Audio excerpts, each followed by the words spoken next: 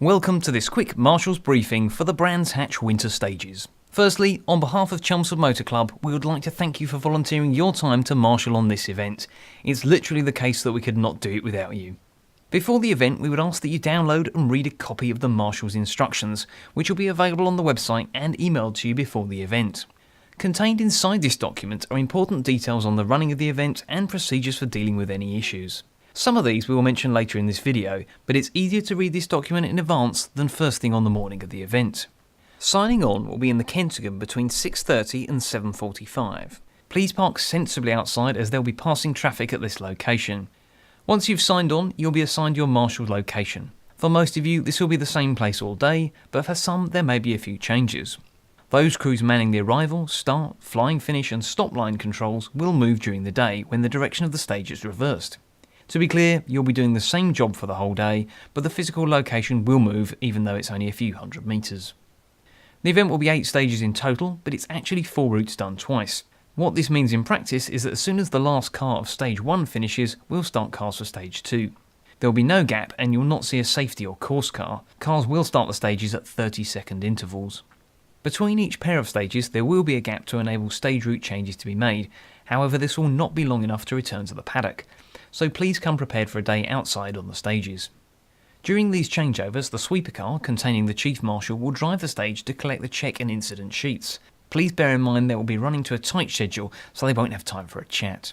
As with all our events, it's important we make stage changes as efficiently as possible to minimise delays, and this is another area where we'd appreciate your help. If you are allocated a location where the route changes between the pairs of stages, it'd be very helpful if you could assist in moving stage equipment. If you're a radio crew at these locations, please keep a close ear for the radio controller confirming the stage is closed and inform your closest marshals as soon as possible. If you are a marshal at these locations, please wait until your radio crew gives you the all clear, and then if possible, please start moving the stage equipment. During the changeovers, at least one equipment crew and the clerk of the course and steward will pass your location to verify the change, so there is no pressure for it to be perfect. In fact, it's highly likely the equipment crew will make tweaks when they arrive at your location, having viewed the setup as an approaching car might do. It's nothing personal. The aim here is to be as quick as possible, so by you simply moving cones, boards or other furniture to the rough location, it will save us a lot of time. During the running of the stages, it is likely that some of the stage equipment will get rearranged by the competing cars. This could leave the route unclear or objects in the road. Whilst it may seem urgent to clear the route for subsequent cars, it is no more urgent than your own personal safety. Please use extreme caution in this situation and do no more than is necessary to allow the passage of cars, even if they have to slow down more than usual. If you must move on to the live stage, before you do so, appoint a fellow marshal as a lookout to warn you of approaching cars and those cars of your presence. Please remember, your safety comes first. Your first duty is to investigate the incident, the second is to offer any immediate assistance to the crew, and the third is to clearly report the details back to radio control along with any request for additional help if required. If a vehicle is stopped or broken down at your location and can be safely moved onto an access road or off the stage, please arrange this and report this back via your radio crew. If a vehicle has left the stage but the route is passable and the crew is okay, please look after the crew and report this to rally control as well. In both these scenarios, please ensure a warning triangle and OK board are left on display. If the situation is severe, with the stage completely blocked by a competing vehicle, please ensure your nearest radio crew reports this to rally control quickly and concisely, and then deploy marshals in the direction of the stage start to slow and stop following crews. Please then follow further instructions from rally control. Only rally control will make a decision on the suspension or stopping of a stage, which will be done using the red flag procedure. The red flag procedure is the only means we have to communicate with the competitors once they have started the stage, and therefore the red flag marshal's role is one of the most important safety related jobs. If you are a red flag radio marshal, you will be provided with a rolled red flag, and the full red flag procedures are included inside the marshal's instructions. As a red flag radio marshal, you are responsible for ensuring that the opening car, containing the clerk of the course, me, and the MSA steward, are shown the flag as they pass your location to verify it is in place. The flag should be kept inside the radio marshal's vehicle or under his or her control until required and not left unattended.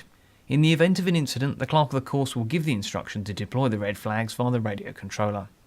Upon receiving the instruction to deploy, the designated marshal, wearing his marshal's tabard, must stand in an appropriate safe location adjacent to the special stage. The flag should be held stationary, ideally at arm's length so as to be clearly seen by any passing vehicle. Once deployed, the flag should continue to be displayed until an instruction from the clerk of the course via the radio controller has been received. Should you observe a competitor has been shown a red flag, not comply with the regulations and not reduce speed, then a written report recording these facts should be completed and handed to the sweeper car.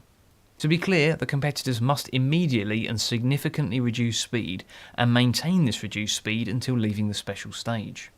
Chelmsford Motor Club takes this matter very seriously. We have and will continue to penalise competitors who breach this rule.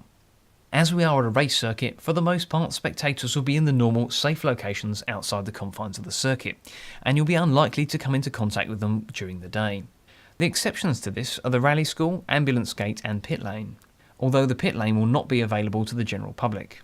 These areas will be set up in accordance to the safety plan, which should mean spectators have no ability to get anywhere they should not be. However, if they do, please try to deal with them politely but firmly. Any spectator in a place they should not be will lead to stages being held or cancelled. Lastly, on media, as per the current rules, there are strict arrangements for accreditation and access. Only pre-authorised accredited media wearing their numbered tabards will be allowed in the stage, and then only in specific areas outlined in the safety plan, which generally is at marshal locations. You both have jobs to do on the event, so please try to help each other. However, if you have any concerns which cannot be resolved on the ground, please ask your nearest radio marshal to contact Rally Control for advice or assistance. So we look forward to seeing you on the 19th. If you have any questions before the event or on the day, please don't hesitate to contact our Chief Marshal via the details on screen now. From myself and the whole organising team, I wish you a safe and enjoyable day.